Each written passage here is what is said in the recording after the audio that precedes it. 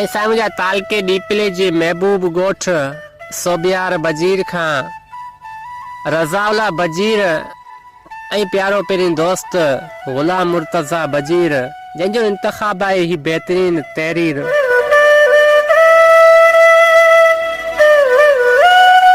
ही दोस्त चूंड कनि था त कॾहिं कॾहिं पोड़े निम जे वण हेठि वेही सोचींदो आहियां त मुंहिंजी दिलि जो नातो छो अव्हां सां अड़ियो।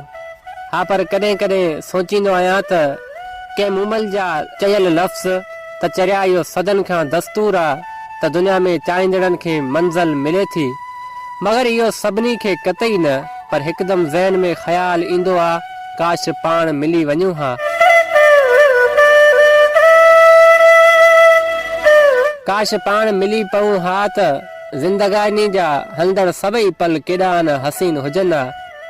एतिरे में ज़हन माज़ी जी डायरी ॻोल्ही वठंदो आहे त तोॾे लिखियल ख़त सभई बेमंज़िल बहारुनि में ऐं बारिशनि में प्यासा कीअं मुआ। तोते चिटियल नज़म वारनि में जकड़जी वियल कल्पन जीअं हसीना खां परते उछलाया विया तुंहिंजे अखियुनि ते चिटियल ग़ज़ल अॼु ताईं सफ़र में आहिनि त मनशल मंज़िल माणे वठां।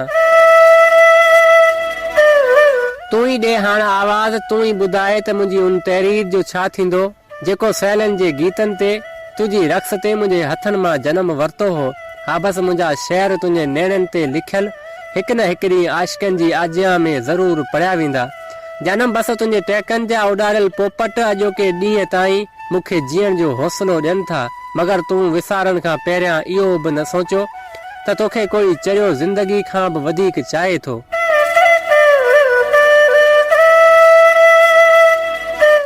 तूं पंहिंजे गुज़िरियल माज़ी खे जेकर सोची ऐं आऊं यादि न अचां इहो नामुमकिन बि आहे, मगर तोखां इहो बि न पुनो अला हाणे बसि रस्तो तूं ई ॿुधाए कोई जंहिं ते जॾहिं ज़िंदगी जो जशन उजामी वञे।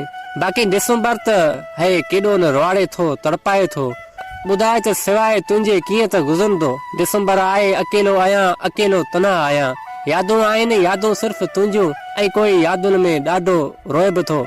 हिकलड़ो आहियां तुंहिंजूं यादूं आहिनि पर तूं न आहीं, आऊं आहियां ऐं लुड़क आहिनि।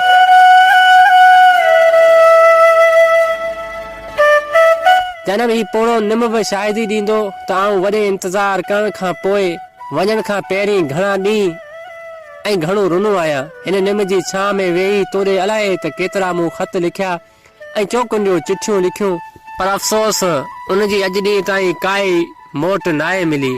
शायदि तुंहिंजे हथनि ताईं न आहिनि पहुतियूं या तूं जवाबी चिठियूं ॾियणु न पई चाहीं। मूं अॼोको ही तुंहिंजे पार ॾे आख़िरी नसर लिखियो आहे, छो त हाणे लिखण सां छा थो थिए। सो तुंहिंजे हथनि ताईं जेकर पहुची अचे त वरी बि इल्तिजा कंदुसि त मोट मोकिली छॾिजे, पोइ छो न उहा मोट आख़िरी हुजे या पहिरीं। मूंखे तूं ॼाणी अॻे खां ऐं आऊं पोड़े निम जी छां में मिली त मौजूं न मिली त मौत, समूरो साल बि वियो साणसि तूं बि वएं।